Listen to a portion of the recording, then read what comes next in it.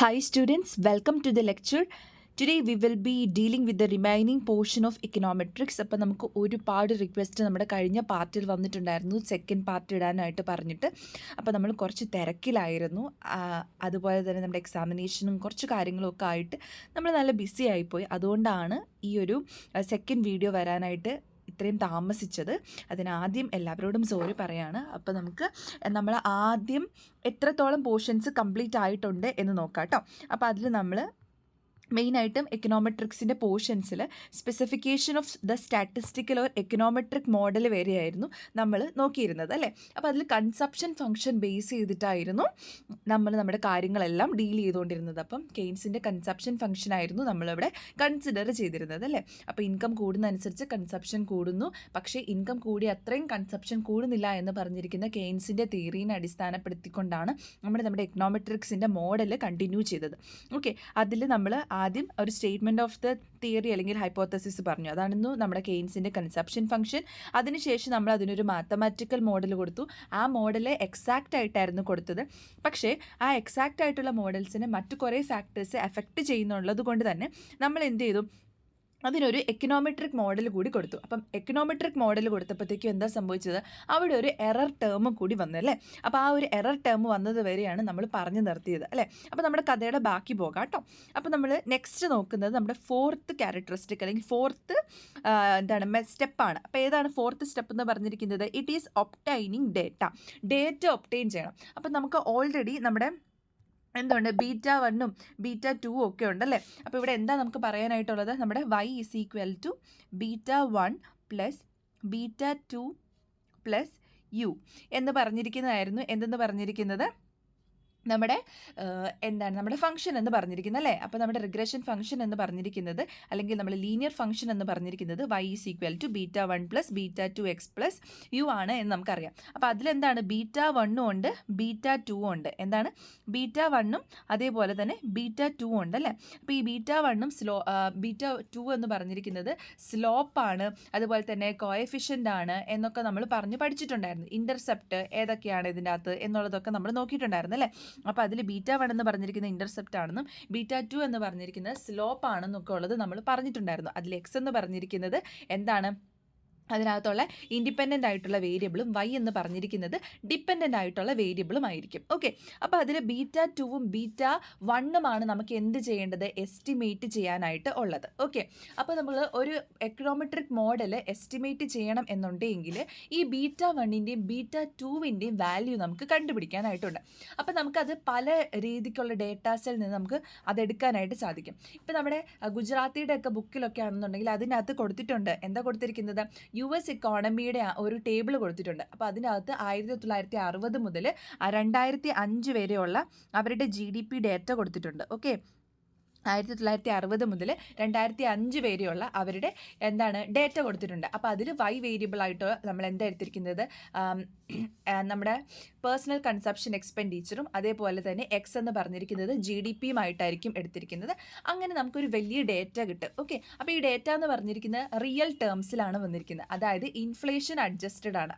നമുക്കറിയാം റിയലും അതുപോലെ തന്നെ നോമിനലും ഉണ്ടല്ലേ. അപ്പോൾ റിയൽ എന്ന് പറഞ്ഞിരിക്കുന്നത് എന്തായിരിക്കും, ഇൻഫ്ലേഷൻ അഡ്ജസ്റ്റഡ് ആയിട്ടുള്ളവയാണ് റിയൽ എന്ന് പറഞ്ഞിരിക്കുന്നത്. അപ്പോൾ അതെന്ന് പറഞ്ഞിരിക്കുന്നത് നമ്മൾ കറൻറ്റ് ഇയറിനെ ബേസ് ചെയ്തിട്ടായിരിക്കത്തില്ല, പക്ഷേ ബേസ് ഇയറിനെ ബേസ് ചെയ്തിട്ടായിരിക്കും ഓരോതിൻ്റെയും വാല്യൂസ് ഡിറ്റർമൈൻ ചെയ്യുക. ഫോർ എക്സാമ്പിൾ, ഇപ്പോൾ നമ്മൾ പറയുകയാണെന്നുണ്ടെങ്കിൽ ഞാനിതൊന്ന് ക്ലിയർ ചെയ്തോട്ടെ. ഓക്കെ, അപ്പം നമുക്ക് നമ്മുടെ ഡേറ്റാസ് പറയുകയാണ്. അപ്പോൾ 1960 മുതൽ നമ്മൾ പറഞ്ഞു 2005 വരെയുള്ള ഡേറ്റയാണ് നമ്മൾ കളക്ട് ചെയ്തിരിക്കുന്നത്. ഫോർ എക്സാമ്പിൾ, നമ്മുടെ ബേസ് ഇയർ എന്ന് പറഞ്ഞിരിക്കുന്നത് 1960 ആണ് എങ്കിൽ ഈ ബേസ് ഇയറിൽ എത്ര GDP ആണ്? ഫോർ എക്സാമ്പിൾ, ഇപ്പോൾ നമുക്കൊരു $13 GDP അവിടെ ഉണ്ടായിട്ടുള്ളത് എന്ന് വിചാരിക്കുക. അത്രയൊന്നും അല്ല. അപ്പോൾ സപ്പോസ് $13 ആണെന്ന് വിചാരിക്കുക. അപ്പോൾ ഈ $13 നിന്ന് 2005 വരെയുള്ള ഓരോ വർഷവും എത്ര രൂപ വെച്ച് കൂടിയിട്ടുണ്ട്, കുറഞ്ഞിട്ടുണ്ട്, അല്ലെങ്കിൽ എത്ര രൂപ GDP കയറിയിട്ടുണ്ട്, ഇല്ല അല്ലെങ്കിൽ കുറഞ്ഞിട്ടുണ്ട് എന്നുള്ളതാണ് റിയൽ എന്ന് പറഞ്ഞിരിക്കുന്നത്. ഓക്കെ, അപ്പോൾ നോമിനൽ എന്ന് പറഞ്ഞിരിക്കുന്നത് 2005 എത്രത്തോളം ഉണ്ടായിട്ടുണ്ട്, 2006 എത്രത്തോളം ഉണ്ടായിട്ടുണ്ട്. അപ്പോൾ ആ ഓരോ വർഷം മാത്രം കണക്കിലെടുത്തിട്ടുണ്ടെങ്കിൽ അത് നോമിനൽ ആകും. റിയൽ എന്ന് പറഞ്ഞാൽ ഇൻഫ്ലേഷൻ അഡ്ജസ്റ്റഡ് ആയിട്ട് നമ്മൾ ബേസ് ഇയറിനെ വെച്ചായിരിക്കും കാൽക്കുലേറ്റ് ചെയ്തിരിക്കുന്നത്. അപ്പോൾ നമ്മൾക്ക് എപ്പോഴും എടുക്കേണ്ട ഡേറ്റ എന്ന് പറഞ്ഞിരിക്കുന്നത് ഈ റിയൽ ടേംസിൽ എടുത്തിട്ടുണ്ടെങ്കിലാണ് നമുക്ക് കുറച്ചും കൂടി വേഗത്തിൽ എന്ത് ചെയ്യാനായിട്ട് സാധിക്കത്തുള്ളൂ, ഇത് മനസ്സിലാക്കാനായിട്ട് ചെയ്യാനായിട്ട് സാധിക്കത്തുള്ളൂ. ഓക്കെ, അപ്പോൾ നമുക്ക് ഡേറ്റ കിട്ടും.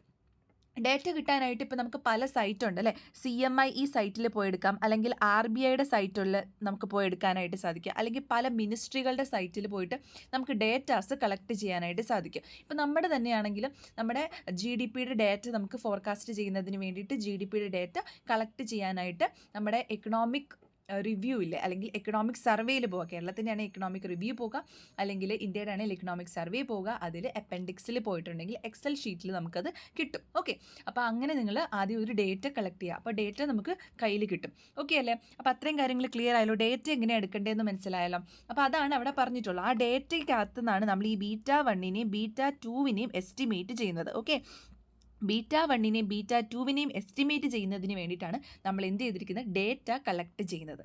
ഓക്കെ അല്ലേ. അപ്പം നമുക്കിനി നമ്മുടെ നെക്സ്റ്റ് സ്റ്റേജിലോട്ടേക്ക് പോകാം. നമ്മുടെ നെക്സ്റ്റ് സ്റ്റേജ് എന്ന് പറഞ്ഞിരിക്കുന്നത് ഈ ഡേറ്റ ഒബ്റ്റെയിൻ ചെയ്ത് കഴിഞ്ഞിട്ടുണ്ടെങ്കിൽ നമ്മുടെ എക്കണോമെട്രിക് മോഡലിനെ എസ്റ്റിമേറ്റ് ചെയ്യണം. ഓക്കെ, എന്താണ് നമ്മുടെ അഞ്ചാമത്തെ സ്റ്റേജ് എന്ന് പറഞ്ഞിരിക്കുന്നത്? അഞ്ചാമത്തെ കാര്യം എന്ന് പറഞ്ഞിരിക്കുന്നത് എസ്റ്റിമേഷൻ ഓഫ് എക്കണോമെട്രിക് മോഡൽ. എന്താണ്?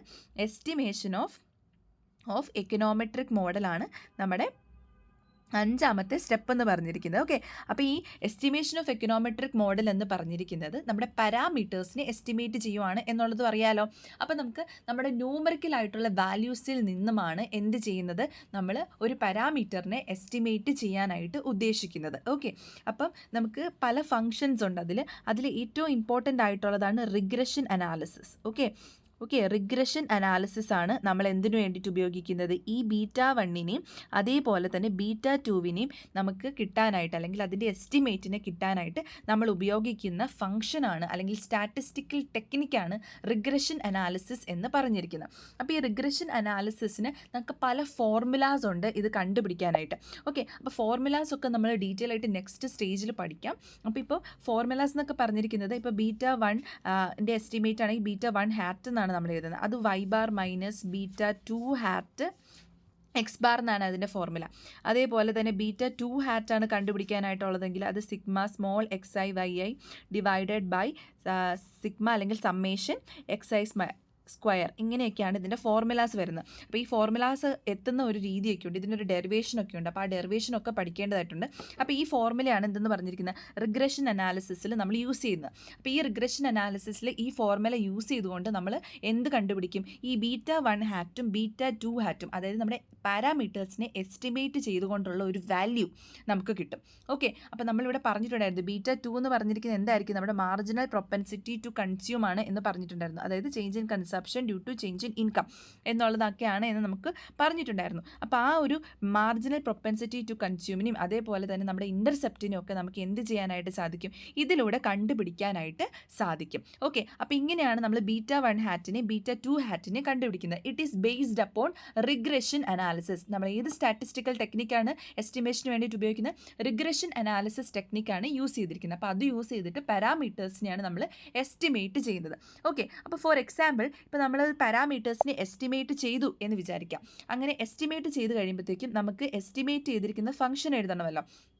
അപ്പോൾ നമ്മൾ എസ്റ്റിമേറ്റ് ചെയ്തിരിക്കുന്ന ഫംഗ്ഷൻ എഴുതുവാണ് yt hat is equal to β1 hat plus β2 hat plus എന്ത് β2 hat xt എന്ന് എഴുതിയാൽ മതി. കാരണം ഇനിയും നമുക്കിവിടെ ut ഇല്ല, കാരണം നമ്മൾ ഓൾറെഡി പാരാമീറ്റേഴ്സിനെ എന്ത് ചെയ്തു, എസ്റ്റിമേറ്റ് ചെയ്ത് കഴിഞ്ഞു. അപ്പോൾ ഇനിയിപ്പോൾ എന്ത് ചെയ്യണം, ഇനിയിപ്പോൾ ഈ β1 ഹാറ്റിൻ്റെ β2 ഹാറ്റിൻ്റെ ന്യൂമറിക്കൽ വാല്യൂസ് എന്താണോ ആ ന്യൂമറിക്കൽ വാല്യൂസ് ആയിരിക്കും നമ്മൾ എഴുതുന്നത്.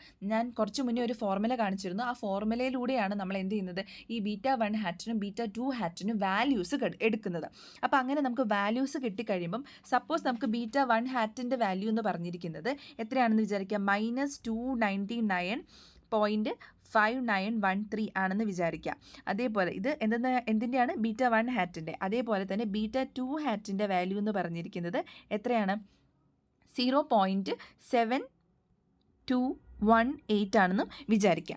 അങ്ങനെയാണ് എന്നുണ്ടെങ്കിൽ നമ്മുടെ yt hat അല്ലെങ്കിൽ നമ്മുടെ എസ്റ്റിമേറ്റഡ് ആയിട്ടുള്ള GDP അല്ലെങ്കിൽ എസ്റ്റിമേറ്റഡ് ആയിട്ടുള്ള കൺസപ്ഷൻ, yt എന്ന് പറഞ്ഞിരിക്കുന്നത് നമ്മൾ കൺസപ്ഷനാണ് എടുത്തിരുന്നത്, xt ആയിരുന്നു GDP. അപ്പോൾ yt hat എത്രയാണ് എന്നുള്ളത് നമുക്ക് മനസ്സിലാക്കാനായിട്ട് സാധിക്കും. എത്രയാണത്, -299.5913 പ്ലസ്, 1 സെക്കൻഡ് ഞാനിതൊന്ന് എറൈസ് ചെയ്തോട്ടെ, ഓക്കെ, സോ ഇറ്റ്സ് എറൈസ്ഡ്. നമുക്കത് കണ്ടിന്യൂ ചെയ്യാം. ഫൈൻ. സോ നമുക്കിവിടെ എഴുതാം -299.5913 പ്ലസ് 0.7218 XT എന്ന് നമുക്ക് എഴുതാനായിട്ട് സാധിക്കും. അപ്പോൾ ഇവിടെ എന്താ സംഭവിച്ചിരിക്കുന്നത്? ഇവിടെ നമുക്ക് നമ്മുടെ β1 ഹാറ്റിനെ β2 ഹാറ്റിനെ നമ്മൾ റിഗ്രഷൻ അനാലിസിസ് യൂസ് ചെയ്ത് എസ്റ്റിമേറ്റ് ചെയ്ത് ആ കിട്ടിയിരിക്കുന്ന വാല്യൂ ടോട്ടൽ ഫംഗ്ഷനെ മാറ്റി എഴുതിച്ചു. ഓക്കെ, അപ്പോൾ എന്താ സംഭവിച്ചത്? ആ y ഹാറ്റ് എന്ന് പറഞ്ഞിരിക്കുന്നതിൽ ആ ഹാറ്റ് ഉണ്ടല്ലോ, ഈ തൊപ്പിനെയാണ് എന്തെന്ന് പറഞ്ഞിരിക്കുന്നത്? ഹാറ്റ് എന്ന് പറഞ്ഞിരിക്കുന്നത്.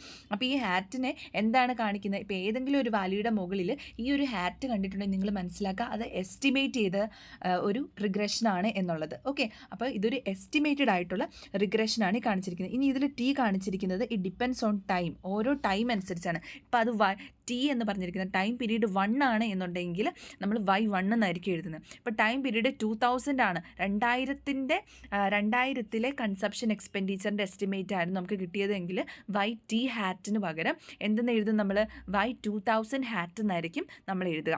ഓക്കെ അല്ലേ? അപ്പോൾ ആ കാര്യത്തിലൊന്നും സംശയമില്ലല്ലോ. അപ്പം ഇതാണ് നമ്മുടെ എസ്റ്റിമേറ്റഡ് ആയിട്ടുള്ള കൺസപ്ഷൻ ഫംഗ്ഷൻ. ഓക്കെ, എസ്റ്റിമേറ്റഡ് ആയിട്ടുള്ള ഒരു കൺസപ്ഷൻ ഫംഗ്ഷൻ അങ്ങനെയായിരിക്കും വന്നിരിക്കുന്നത്. അപ്പോൾ ഈ നമ്മൾ കൺസപ്ഷൻ ഫംഗ്ഷൻ എസ്റ്റിമേറ്റഡ് ആകുമ്പോഴത്തേക്ക് അത് ഗ്രാഫിൽ എങ്ങനെയായിരിക്കും അല്ലേ വരുന്നത്? നമ്മളത് എസ്റ്റിമേറ്റ് ചെയ്യാതെ കൺസപ്ഷൻ ഫംഗ്ഷൻ ഓൾറെഡി നമ്മൾ ഗ്രാഫിൽ നമ്മുടെ പ്രീവിയസ് ലെക്ചറിൽ വരച്ചിട്ടുണ്ടായിരുന്നു. അപ്പം അതുപോലെ തന്നെ നമുക്ക് എന്ത് ചെയ്യാനായിട്ട് സാധിക്കും? എസ്റ്റിമേറ്റഡ് ആയിട്ടുള്ള റിഗ്രഷൻ ഫംഗ്ഷനും വരയ്ക്കാനായിട്ട് സാധിക്കും. അപ്പോൾ അതിന് വേണ്ടിയിട്ട് നമ്മൾ എന്ത് ചെയ്യുകയാണ്? ആദ്യം നമ്മൾ നമ്മുടെ എക്സ് ആക്സിസും വൈ ആക്സിസും ഡിനോട്ട് ചെയ്യുക. എക്സ് ആക്സിസിൽ എന്താണ് വരുന്നത്? GDP ആണ് വരുന്നത്. വൈ ആക്സിസിൽ എന്തായിരിക്കും വരുന്നത്? Personal consumption expenditure. ഓക്കെ, നമ്മൾ ഓൾറെഡി നമ്മുടെ കഴിഞ്ഞ ലെക്ചറിൽ ഇത് വരച്ചിട്ടുണ്ടായിരുന്നു. അപ്പോൾ അതൊന്ന് നിങ്ങൾ കാണാത്തവരുണ്ട് എന്നുണ്ടെങ്കിൽ അതൊന്ന് പോയി കാണാനായിട്ട് ശ്രദ്ധിക്കുക കേട്ടോ. അപ്പോൾ നമുക്ക് എന്ത് ചെയ്യാം? നമ്മൾ പറഞ്ഞല്ലോ, നമ്മൾ എസ്റ്റിമേറ്റ് ചെയ്തിരിക്കുന്ന വാല്യൂസ് നമ്മൾ വരയ്ക്കുകയാണ്. അപ്പോൾ അങ്ങനെ വരച്ച് കഴിയുമ്പോഴത്തേക്കും നമ്മൾ ഓൾറെഡി പറഞ്ഞിരുന്നു ഇവിടെ ഒരു റിഗ്രഷൻ ലൈൻ ഉണ്ട് എന്നുള്ളത്. അപ്പം ഈ ലൈനിലാണ് എന്ത് ചെയ്തിരിക്കുന്നത്? ഈ ലൈനിൽ വാല്യൂസ് ആഡ് ചെയ്ത് വരുവാണ് എന്നുണ്ടെങ്കിൽ ഓക്കെ, നമ്മളിപ്പോൾ കണ്ടുപിടിച്ചിരിക്കുന്ന വാല്യൂസ് ഉണ്ടല്ലോ, നമ്മുടെ വൈക്കും എക്സിനും നമ്മുടെ β1നും β2 ഹാറ്റിനും ഒക്കെ നമ്മൾ വാല്യൂസ് കണ്ടുപിടിച്ചിട്ടുണ്ട് അല്ലേ? അപ്പോൾ അതായത് കുറച്ചും കൂടി മനസ്സിലാകാനായിട്ട് ഞാൻ ഒന്നും കൂടി എഴുതാം. അപ്പോൾ അതിനകത്ത് ക്ലിയർ ആയിട്ട് മനസ്സിലാവും. അപ്പോൾ നമുക്കിവിടെ കാണാനായിട്ട് സാധിക്കും എന്ത്? YT ഹാറ്റ് എന്ന് പറഞ്ഞിരിക്കുന്നത് എത്രയായിരുന്നു? β1 ഹാറ്റ് പ്ലസ് β2 ഹാറ്റ് XT എന്ന് നമ്മൾ എഴുതി വെച്ചിട്ടുണ്ടായിരുന്നല്ലേ? അതിൽ β1 ഹാറ്റിനും β2 ഹാറ്റിനും വാല്യൂ ഇട്ട് കൊടുത്തിട്ട് നമ്മളൊരു എക്സാമ്പിൾ എഴുതി വെച്ചിട്ടുണ്ടായിരുന്നല്ലേ? അപ്പോൾ അതിൽ നമ്മൾ XT ഫോർ എക്സാമ്പിൾ ഇപ്പോൾ XT 0 ആണ് എന്നുണ്ടെങ്കിൽ YTയുടെ വാല്യൂ എന്തായിരിക്കും? ഈ β1 തന്നെയായിരിക്കും അല്ലേ? അതേപോലെ തന്നെ ഇപ്പോൾ XT 1 ആണ് എന്നുണ്ടെങ്കിൽ β1ൻ്റെ വാല്യൂ എന്തായിരിക്കും? ഇപ്പോൾ നമുക്ക് ഓൾറെഡി നമ്മുടെ ടേബിളിലുള്ള ഡേറ്റ അനുസരിച്ചിട്ട് നമ്മൾ β1നും β2നും കൂടി കണ്ടുപിടിച്ചപ്പോൾ അതുമായിട്ട് ബന്ധപ്പെട്ട് YTയുടെ വാല്യൂ കിട്ടിയിട്ടുണ്ട്.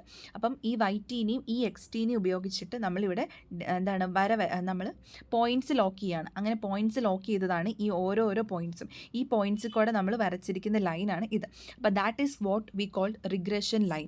ഓക്കെ, അപ്പോൾ റിഗ്രഷൻ അനാലിസിസ് അല്ലെങ്കിൽ റിഗ്രഷൻ ടെക്നിക്സ് ഉപയോഗിച്ചിട്ട് നമ്മൾ β1ൻ്റെയും β2ൻ്റെയും എസ്റ്റിമേറ്റ് കണ്ടുപിടിച്ചു. അതായത് β1 ഹാറ്റും β2 ഹാറ്റും കണ്ടുപിടിച്ചു. അപ്പോൾ ആ β1 ഹാറ്റും β2 ഹാറ്റും കണ്ടുപിടിച്ചതിൻ്റെ ഫലമായിട്ട് അതിൽ ഓരോ XTയുടെ വാല്യൂ നമുക്ക് ഓൾറെഡി നമ്മുടെ ടേബിളിൽ തന്നിട്ടുണ്ട്. ആ ടേബിളിൽ തന്നിരിക്കുന്ന വാല്യൂ ഇതിനകത്തേക്ക് ഈ ഒരു ഇക്വേഷനിലോട്ടേക്ക് നമ്മൾ സബ്സ്റ്റിറ്റ്യൂട്ട് ചെയ്ത് കഴിയുമ്പോൾ നമുക്ക് എന്ത് കിട്ടും? YT ഹാറ്റിൻ്റെ വാല്യൂ കിട്ടും. അപ്പോൾ ഈ YT ഹാറ്റും XT ഹാറ്റും കൂടി വെച്ചിട്ട് നമ്മൾ പോയിൻറ്റ്സ് കണ്ടുപിടിച്ചു. അപ്പോൾ ആ പോയിൻറ്റ്സ് ലോക്ക് ചെയ്തിരിക്കുന്നതാണ് അവിടുത്തെ ആ ഒരു റൗണ്ടായിട്ട് നമ്മൾ വരച്ചിരിക്കുന്നത് കേട്ടോ, ഈ റൗണ്ട്സ്. അപ്പോൾ ആ റൗണ്ട്സിനെ തമ്മിൽ കണക്ട് ചെയ്തിരിക്കുന്ന ലൈനാണ് ഇതെന്ന് പറഞ്ഞിരിക്കുന്നത് റിഗ്രഷൻ ലൈൻ എന്ന് പറഞ്ഞിരിക്കുന്നത്. ഓക്കെ, അതിന് സാമ്പിൾ റിഗ്രഷൻ ലൈൻ എന്നും പറയാറുണ്ട്. ഓക്കെ, സോ ഇത് എക്സാക്റ്റ് ആയിട്ടുള്ള ഒരു റിലേഷൻഷിപ്പാണ് കാണിക്കുന്നത്. അതായത് നമ്മുടെ GDPയും കൺസപ്ഷൻ എക്സ്പെൻഡിച്ചറും തമ്മിൽ എങ്ങനെയാണ് റിലേഷൻഷിപ്പ് വരുന്നത് എന്നുള്ളതാണ് കാണിച്ചിരിക്കുന്നത്. ഇപ്പം നമ്മൾ പറഞ്ഞല്ലോ ഇവിടെ നമ്മുടെ XT ഇത് നമുക്ക് ഇൻ്റർപ്രിറ്റും കൂടി ചെയ്യാം കേട്ടോ. അങ്ങനെ ഇൻ്റർപ്രിറ്റ് ചെയ്ത് കഴിയുമ്പോഴത്തേക്കും നമുക്ക് വരുന്നതാണ് YT ഈസ് ഈക്വൽ ടു എന്താണ് നമ്മൾ എഴുതിയിരിക്കുന്നത്? നമ്മളിവിടെ -299.5 എന്നൊക്കെ പറഞ്ഞ് എഴുതിയിട്ടുണ്ടായിരുന്നു, പ്ലസ് 0.72 എന്ന് പറഞ്ഞിട്ട് എക്സ് ടി ആയിരുന്നു നമ്മൾ എഴുതിയിരുന്നത് അല്ലേ. അപ്പോൾ ഇവിടെ നോക്ക് എക്സ് ടി എന്ന് പറഞ്ഞിരിക്കുന്നത് ഒരു യൂണിറ്റ് നമ്മൾ ഇൻക്രീസ് ചെയ്തിട്ടുണ്ട് എങ്കിൽ വൈ ടി എന്ന് പറയുന്നത് എത്ര യൂണിറ്റ് ഇൻക്രീസ് ചെയ്യും എന്നാണ് ഇതിൽ എഴുതിയിരിക്കുന്നത്. 0.72 ടൈംസ് ഇൻക്രീസ് ചെയ്യും എന്നുള്ളതാണ് ഇതിനകത്ത് പറഞ്ഞു വെച്ചിട്ടുള്ളത്. ഓക്കെ അല്ലേ. അപ്പോൾ അങ്ങനെയാണ് ഇത് ഇൻ്റർപ്രിറ്റ് ചെയ്തിരിക്കുന്നത്. അതായത് if X T is increased by 1 unit then the real consumption will be increased on average by 72 cents or 72% എന്നാണ് നമ്മൾ പറയുന്നത്. ഓക്കെ, അങ്ങനെയാണ് ഇതിനെ എക്സ്പ്ലെയിൻ ചെയ്യുന്നത്. ഇനിയിപ്പോൾ ബീറ്റ 1 ഹാറ്റിനെയാണ് നമ്മൾ എസ്റ്റിമേറ്റ് ചെയ്യണത് എങ്കിൽ എക്സ് ടിക്ക് എത്ര വാല്യൂ ഇട്ട് കൊടുക്കണം? 0 ഇട്ട് കൊടുക്കണം. അപ്പോൾ എന്താണ് പറയുന്നത്?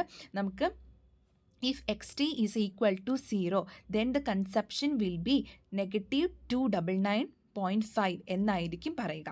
ഓക്കെ, അപ്പോൾ നമുക്ക് ഇതിൻ്റെ ഇൻ്റർപ്രിട്ടേഷൻ ഇങ്ങനെയാണ് നടത്തേണ്ടത്. ഇൻ്റർപ്രിട്ടേഷനും അതിൻ്റെ ബാക്കി ഡീറ്റെയിൽസും ഒക്കെ നമുക്ക് കുറച്ചും കൂടി ഡീറ്റെയിൽ ആയിട്ട് പഠിക്കുക. ഇപ്പം നമ്മൾ ജസ്റ്റ് സ്റ്റെപ്സ് മാത്രമാണ് പറയുന്നത്. അപ്പോൾ അതിൻ്റെ കൂടെ അനാവശ്യമായിട്ടുള്ള ഒരുപാട് ഇൻഫോർമേഷൻസ് നിങ്ങൾക്ക് പാസ് ഓൺ ചെയ്തിട്ടുണ്ടെങ്കിൽ that will be very difficult for you to understand. So നമ്മൾ ജസ്റ്റ് കാര്യങ്ങൾ മാത്രം പറഞ്ഞു പോവാണ്. അപ്പോൾ വൈ ടി എന്ന് പറഞ്ഞിരിക്കുന്നതാണ് നമ്മുടെ ഡിപ്പെൻഡൻ്റ് ആയിട്ടുള്ള വേരിയബിൾ അല്ലെങ്കിൽ കൺസപ്ഷൻ എന്ന് പറഞ്ഞിരിക്കുന്നത്. നമ്മൾ എസ്റ്റിമേറ്റ് ചെയ്ത പാരാമീറ്റേഴ്സിനെ ബീറ്റ 1 ഹാറ്റിനെ ബീറ്റ 2 ഹാറ്റിനെ വെച്ചിട്ട് നമ്മൾ ഇക്വേഷൻ എഴുതി.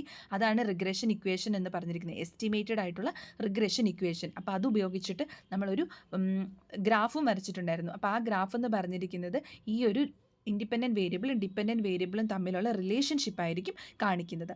ഓക്കെ, ഇനി നമുക്ക് വരുന്ന 6th സ്റ്റെപ്പാണ് കേട്ടോ. അപ്പോൾ ഈ 6th സ്റ്റെപ്പ് എന്ന് പറഞ്ഞിരിക്കുന്നത് ഹൈപ്പോത്തസിസ് ടെസ്റ്റിംഗ് ആണ്. ഓക്കെ, അപ്പോൾ നമ്മൾ ഇവിടെ അസ്യൂം ചെയ്തിരിക്കുന്ന ആ ഒരു മോഡലുണ്ടല്ലോ, നമ്മളിപ്പോൾ ഫിറ്റ് ചെയ്ത് വെച്ചിരിക്കുന്ന ആ ഒരു മോഡൽ അല്ലെങ്കിൽ നമ്മുടെ എസ്റ്റിമേറ്റ് ചെയ്ത് വെച്ചിരിക്കുന്ന ആ ഒരു മോഡൽ, ആ മോഡൽ ശരിക്കും യഥാർത്ഥത്തിൽ അങ്ങനെ തന്നെയാണോ അല്ലയോ എന്ന് ചെക്ക് ചെയ്യാനുള്ളതാണ് 6ാമത്തെ നമ്മുടെ സ്റ്റെപ്പ്. എന്ത്? Hypothesis testing. ഓക്കെ, എന്താണ് ഹൈപ്പോത്തസിസ് ടെസ്റ്റിംഗ് എന്ന് പറഞ്ഞിരിക്കുന്നത്? നമ്മളിപ്പോൾ കണ്ടുപിടിച്ച് വെച്ചിരിക്കുന്ന ആ ഒരു regression model Y T hat is equal to -299.5 + 0.72 X T എന്ന് പറഞ്ഞിരിക്കുന്ന ഈ ഒരു മോഡൽ, ഈ ഒരു മോഡൽ എന്ന് പറഞ്ഞിരിക്കുന്നത് എന്താണ്? റിയാലിറ്റീനെ ചൂണ്ടിക്കാണിക്കുന്ന മോഡലാണോ എന്നുള്ളത് കണ്ടുപിടിക്കാൻ വേണ്ടിയിട്ടാണ് ഹൈപ്പോത്തസിസ് ടെസ്റ്റ് ചെയ്യുന്നത്. അതിൽ നമുക്ക് നൾ ഹൈപ്പോത്തസിസും ഉണ്ട്, ഓൾട്ടർനേറ്റീവ് ഹൈപ്പോത്തസിസും ഉണ്ട്. നൾ ഹൈപ്പോത്തസിസ് എപ്പോഴും നമ്മൾ ഇതിൻ്റെ അകത്തുള്ള ബീറ്റ 1 ഹാറ്റ് അല്ലെങ്കിൽ ബീറ്റ 2 ഹാറ്റ് എന്ന് പറഞ്ഞിരിക്കുന്നത് 0 അല്ലെങ്കിൽ ഇവർ തമ്മിൽ യാതൊരു രീതിക്കുള്ള റിലേഷൻഷിപ്പ് ഇല്ല എന്നാണ് കാണിക്കുന്നത്. ഇനി H1 ആണ് അല്ലെങ്കിൽ ഓൾട്ടർനേറ്റീവ് ഹൈപ്പോത്തസിസ് ആണ് വരുന്നതെങ്കിൽ ഈ രണ്ട് കാര്യങ്ങൾ തമ്മിൽ ഒരു റിലേഷൻഷിപ്പ് ഉണ്ട് എന്നായിരിക്കും നമ്മൾ കാണിക്കുന്നത്. അപ്പോൾ ഹൈപ്പോത്തസിസ് ടെസ്റ്റിങ്ങിന് വേണ്ടിയിട്ട് നമുക്ക് ടി ടെസ്റ്റ്, എഫ് ടെസ്റ്റ്, അങ്ങനെ പല രീതിക്കുള്ള ടെസ്റ്റിംഗ് ഉണ്ട്. അപ്പോൾ ആ ടെസ്റ്റിംഗ് ഉപയോഗിച്ചിട്ടാണ് നമ്മൾ എന്ത് ചെയ്തിരിക്കുന്നത്? ഹൈപ്പോത്തസിസിനെ നമ്മൾ ടെസ്റ്റ് ചെയ്യാം. ഓക്കെ, അപ്പോൾ ഫോർ എക്സാമ്പിൾ ഇപ്പോൾ നമ്മൾ പറയുകയാണ് ഇവിടെ എക്സ് ടി ഉണ്ട് വൈ ടി ഉണ്ടല്ലോ. അപ്പം നമുക്ക് എക്സ് ടി ഉണ്ട് വൈ ടി ഉണ്ട്. ഇവിടെ നമുക്ക് -29 അല്ലെങ്കിൽ 299.9 + 0.72 എക്സ് ടി എന്ന് പറഞ്ഞ് കിടക്കുന്നുണ്ടല്ലോ. അപ്പം ഇവിടെ ഈ നമ്മൾ ബീറ്റ H0 എന്ന് പറഞ്ഞിരിക്കുന്നത് അല്ലെങ്കിൽ നമ്മുടെ നൾ ഹൈപ്പോത്തസിസ് ബീറ്റ 2 എന്ന് പറഞ്ഞിരിക്കുന്നത് ബീറ്റ 2 ഹാറ്റ് ഈക്വൽ ടു 0 എന്ന് നമ്മൾ പറയുവാണ് എന്നുണ്ടെങ്കിൽ അത് എന്താണ് ഇൻഡിക്കേറ്റ് ചെയ്തിരിക്കുന്നത്? There is no relationship between X T and Y T എന്നാണ് കാണിക്കുന്നത്. ഇനി ബീറ്റ 2 ഹാറ്റ് എന്ന് പറഞ്ഞിരിക്കുന്നത് നോട്ട് ഈക്വൽ ടു 0 ആണെങ്കിൽ there is a significant relationship between Y T and X T എന്നാണ് കാണിക്കുന്നത്. അപ്പോൾ ആ ഒരു റിലേഷൻഷിപ്പ് ടെസ്റ്റ് ചെയ്യുന്നതാണ് ഹൈപ്പോത്തസിസ് ടെസ്റ്റിംഗ് എന്ന് പറഞ്ഞിരിക്കുന്നത്. ഇതിന് വേണ്ടിയിട്ട് നമുക്ക് T test, F test, chi-square test, അങ്ങനെ പല രീതിക്കുള്ള ടെസ്റ്റുകൾ ഉപയോഗിച്ചിട്ടാണ് നമ്മൾ എന്ത് ചെയ്യുന്നത്? ഈ ഹൈപ്പോത്തസിസിനെ ടെസ്റ്റ് ചെയ്യുന്നത്. ഓക്കെ, അപ്പോൾ അതൊക്കെ നമുക്ക് സബ്സിക്വൻ്റ് ആയിട്ടുള്ള ലെക്ചേഴ്സിൽ കാണാനായിട്ട് പറ്റത്തുള്ളൂ. അതൊക്കെ ആ ഓരോ ടെസ്റ്റുകൾ നമ്മൾ എടുത്തെടുത്ത് പഠിക്കേണ്ട ടെസ്റ്റുകളാണ്. അപ്പോൾ അതിനൊന്നും നമുക്കിപ്പോൾ ഈ ഒരു ലെക്ചറിനകത്ത് നമുക്ക് അത് ഇൻഫർമേഷൻ ഓവർലോഡ് ആകുകയോ ചെയ്യത്തുള്ളൂ. അതുകൊണ്ട് നമ്മളിപ്പോൾ അതൊന്നും പറയുന്നില്ല. ഇപ്പോൾ ജസ്റ്റ് കാര്യങ്ങൾ മനസ്സിലാക്കുക. ഇങ്ങനെ പല ടെസ്റ്റുകൾ ഉപയോഗിച്ചിട്ടാണ് ഈ ഹൈപ്പോത്തസിസ് നമ്മൾ ടെസ്റ്റ് ചെയ്യുക. ഇനി ഇത് കഴിഞ്ഞ് ഈ ഹൈപ്പോത്തസിസ് നമ്മൾ ടെസ്റ്റ് ചെയ്ത് കഴിഞ്ഞിട്ടുണ്ടെങ്കിൽ നമുക്ക് ചെയ്യാൻ പറ്റുന്നതാണ് ഫോർകാസ്റ്റിംഗ് ഓർ പ്രെഡിക്ഷൻ, നമ്മുടെ 7ാമത്തെ സ്റ്റെപ്പ്. ഓക്കെ, 7ാമത്തെ സ്റ്റെപ്പ് എന്താണ്? ഫോർകാസ്റ്റിംഗ് ഓർ പ്രെഡിക്ഷൻ ആണ് നമ്മുടെ 7ാമത്തെ സ്റ്റെപ്പ്. ഓക്കെ, അതായത് ഇപ്പം നമുക്ക് ഇങ്ങനെ ഈ ഒരു സ്റ്റെപ്പ് അല്ലെങ്കിൽ നമ്മുടെ ഹൈപ്പോത്തസിസ് നമ്മൾ ടെസ്റ്റ് ചെയ്ത് കഴിഞ്ഞപ്പോഴത്തേക്കും നമുക്ക് എന്ത് മനസ്സിലായി? നമ്മൾ കണ്ടുപിടിച്ചിരിക്കുന്ന റിഗ്രഷൻ എസ്റ്റിമേറ്റ് എന്ന് പറഞ്ഞിരിക്കുന്നത് കറക്റ്റാണ്. ഇനി അതിനകത്ത് ഒരു മാറ്റവും വരത്തില്ല. അങ്ങനെയാണ് എന്നുണ്ടെങ്കിൽ നമുക്ക് എന്ത് ചെയ്യാനായിട്ട് സാധിക്കും?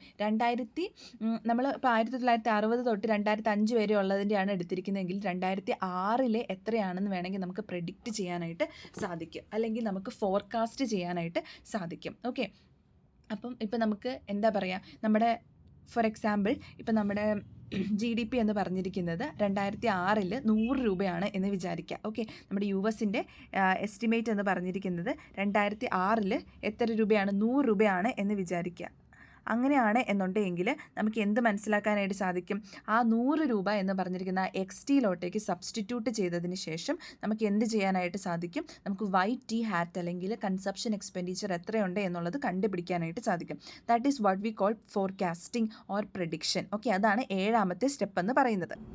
അതായത് YT hat എന്ന് പറഞ്ഞിരിക്കുന്നത് ഈക്വൽ ടു -299.593 പ്ലസ് 0.72 XT എന്നാണല്ലോ കൊടുത്തിരിക്കുന്നത്. അപ്പോൾ ഈ XTയുടെ വാല്യൂ നമുക്ക് ഓൾറെഡി നമ്മുടെ ടേബിളിലുണ്ട്, അല്ലെങ്കിൽ നമുക്ക് കിട്ടിയെന്ന് വിചാരിച്ചോ. അത് ഫോർ എക്സാമ്പിൾ 11319.6 ആണ് എന്ന് നമുക്ക് കിട്ടിയിട്ടുണ്ടെങ്കിൽ, നമ്മുടെ ഈ റിഗ്രഷൻ ഫിറ്റ് ചെയ്തിരിക്കുന്ന റിഗ്രഷൻ കറക്റ്റ് ആണെന്നുണ്ടെങ്കിൽ അത് ഈ XTയിലോട്ടേക്ക് സബ്സ്റ്റിറ്റ്യൂട്ട് ചെയ്താൽ ഈ YT ഹാറ്റിൻ്റെ വാല്യൂ കിട്ടും. അതായത് ഏകദേശം, അല്ലെങ്കിൽ നമുക്ക് എസ്റ്റിമേറ്റ് ചെയ്യാനായിട്ട് സാധിക്കും 2006 GDP ഇത്ര രൂപയാണ് എന്നുണ്ടെങ്കിൽ ആ സമയത്തെ കൺസപ്ഷൻ ഇത്ര രൂപയായിരിക്കും എന്നുള്ളത്. ഫോർ എക്സാമ്പിൾ ഇപ്പോൾ ഇവിടെ ഒരു 1000 രൂപയാണ്, അല്ലെങ്കിൽ നമുക്കത് ചെയ്യാൻ എളുപ്പത്തിൽ നമ്മൾ 100 രൂപ എന്ന് ഇട്ടു എന്ന് വിചാരിച്ചോ. അപ്പോൾ നമുക്കിത് ആഡ് ചെയ്തിട്ട് നമുക്ക് എന്ത് ചെയ്യാനായിട്ട് സാധിക്കും? നമുക്കിവിടെ ഒരു വാല്യൂ കിട്ടും. ഓക്കെ, ഫോർ എക്സാമ്പിൾ ഇപ്പം ഇത് നമ്മൾ മൈനസ് ചെയ്തു. -299.5913 പ്ലസ് 0.72 × 100 നമ്മൾ ചെയ്തപ്പോഴത്തേക്കും നമുക്കൊരു വാല്യൂ കിട്ടി. ഓക്കെ, അത് 100 ആണെന്ന് വിചാരിക്കുക. ഓക്കെ, 100 ആയില്ല, ഇത് നിങ്ങൾ തന്നെ കറക്റ്റ് ആയിട്ടുള്ളൊരു അഡീഷൻ നോക്കുക. അപ്പോൾ നമുക്കിപ്പോൾ ഒരു 100 ആണ് വാല്യൂ കിട്ടുന്നത് എങ്കിൽ ആ 100 ആണ് എന്തെന്ന് പറഞ്ഞിരിക്കുന്നത്? കൺസപ്ഷൻ എക്സ്പെൻഡിച്ചർ എന്ന് നമുക്ക് പറയാനായിട്ട് സാധിക്കും, എസ്റ്റിമേറ്റ് ചെയ്യാനായിട്ട് സാധിക്കും. ഇനി ഫോർകാസ്റ്റ് ചെയ്യുമ്പോഴത്തേക്കും എറർ വന്നിട്ടുണ്ടെങ്കിൽ ആ ഒരു ഫുൾ പ്രഡിക്ഷൻ, അല്ലെങ്കിൽ നമ്മുടെ റിഗ്രഷൻ അനാലിസിസ് ഉൾപ്പെടെ തെറ്റാണെന്ന് പറയാം കേട്ടോ. അപ്പോൾ അതുകൊണ്ട് ഇതൊക്കെ വളരെ സൂക്ഷിച്ച് വേണം ചെയ്യാനായിട്ട്. ഓക്കെ, അപ്പോൾ ഇതാണ് ഫോർകാസ്റ്റിംഗ് അല്ലെങ്കിൽ പ്രഡിക്ഷൻ. നിങ്ങൾക്ക് തന്നിരിക്കുന്ന റിഗ്രഷൻ ലൈൻ, നിങ്ങൾ ഫിറ്റ് ചെയ്തിരിക്കുന്ന റിഗ്രഷൻ ലൈൻ കറക്റ്റ് ആണെന്നുണ്ടെങ്കിൽ ഫ്യൂച്ചറിലുള്ള വാല്യൂസ് പ്രെഡിക്റ്റ് ചെയ്യാനായിട്ട് നിങ്ങൾക്ക് അതിൽ ഏതെങ്കിലും ഒരു ഫിഗർ തന്നിട്ടുണ്ടെങ്കിൽ പറ്റും എന്നുള്ളതാണ് ആ ഒരു ഫോർകാസ്റ്റിംഗ് ഓർ പ്രഡിക്ഷൻ എന്നുകൊണ്ട് ഉദ്ദേശിക്കുന്നത്. ഓക്കെ, ഇനി നമുക്ക് നമ്മുടെ ലാസ്റ്റ് ഇതിനകത്തുള്ള ഏറ്റവും അവസാനത്തെ പോർഷൻ, ഏറ്റവും അവസാനത്തെ സ്റ്റെപ്പ് എന്താണ്? ഏറ്റവും അവസാനത്തെ സ്റ്റെപ്പ് എന്ന് പറയുന്നത് നമ്മുടെ use of this model for control or policy purpose എന്നുള്ളതാണ്. എന്താണ് use of this model for control or policy purpose? നമുക്ക് ഈ ഒരു മോഡലിനെ എന്ത് ചെയ്യാനായിട്ട് സാധിക്കും? ഫർദർ പോളിസികൾ ഉണ്ടാക്കുന്നതിന് വേണ്ടിയിട്ടൊക്കെ ഉപയോഗിക്കാനായിട്ട് സാധിക്കും. അതായത് ഇപ്പോൾ ഫിസിക്കൽ പോളിസി അല്ലെങ്കിൽ മോണിറ്ററി പോളിസിയൊക്കെ നമുക്ക് നോക്കാനായിട്ട്, അല്ലെങ്കിൽ കുറച്ചും കൂടി ക്ലിയർ ആയിട്ട് നമ്മുടെ എക്കോണമിക്ക് വേണ്ട പോളിസികൾ എന്താണ്, ഇപ്പോൾ കൺസപ്ഷൻ ഭയങ്കര കൂടുവാണ്, അങ്ങനെയാണ് അത് കുറയ്ക്കാൻ എന്ത് ചെയ്യണം, നമുക്ക് മോണിറ്ററി മണി സപ്ലൈ എന്ന് പറഞ്ഞിരിക്കുന്നത് കുറച്ചാൽ മതി അല്ലേ, അപ്പോൾ കൺസപ്ഷൻ കൂട്ടണം എന്നുണ്ടെങ്കിൽ നമുക്ക് ഫിസിക്കൽ പോളിസി കൂട്ടിയാൽ മതി. അങ്ങനെ ഓരോരോ പോളിസികൾ എന്ത് ചെയ്യാനായിട്ട് സാധിക്കും? നമുക്ക് കൊണ്ടുവരാനായിട്ടും എന്തിലൂടെ സാധിക്കും? നമ്മുടെ ഈ റിഗ്രഷൻ മോഡൽ ഫിറ്റ് ചെയ്യുന്നതിലൂടെ സാധിക്കും. ഓക്കെ, അപ്പോൾ ഇത്രയുമാണ് എന്തെന്ന് പറഞ്ഞിരിക്കുന്നത് നമ്മുടെ എക്കണോമെട്രിക്സിൻ്റെ സ്റ്റെപ്പ് എന്ന് പറഞ്ഞിരിക്കുന്നത്. അപ്പോൾ ടോട്ടൽ 8 സ്റ്റെപ്പുകളാണ് ഉള്ളത്. നമ്മളിപ്പോൾ 8 സ്റ്റെപ്പും ഡിസ്കസ് ചെയ്ത് കഴിഞ്ഞിട്ടുണ്ട്. അപ്പോൾ നിങ്ങൾക്ക് എന്തെങ്കിലും സംശയമുണ്ടെങ്കിൽ കമൻറ്റ് സെക്ഷനിൽ കമൻറ്റ് ചെയ്യുക. എന്നെക്കൊണ്ട് പറ്റുന്ന എല്ലാ ഡൗട്ട്സും ഞാൻ ക്ലിയർ ചെയ്യുന്നുണ്ടാവും. പിന്നെ ഇപ്പോൾ കുറച്ചധികം തിരക്കിലായതുകൊണ്ടാണ് നിങ്ങളുടെ കമൻറ്റ്സ് നോക്കാനായിട്ട് സാധിക്കാത്തതും അതുപോലെ തന്നെ വീഡിയോസ് അപ്ലോഡ് ചെയ്യാൻ പറ്റാത്തതും. അതിന് ആത്മാർത്ഥമായിട്ട് ക്ഷമ ചോദിക്കുകയാണ്. But still do support the channel. Enjoy learning and God bless you all. Thank you so much.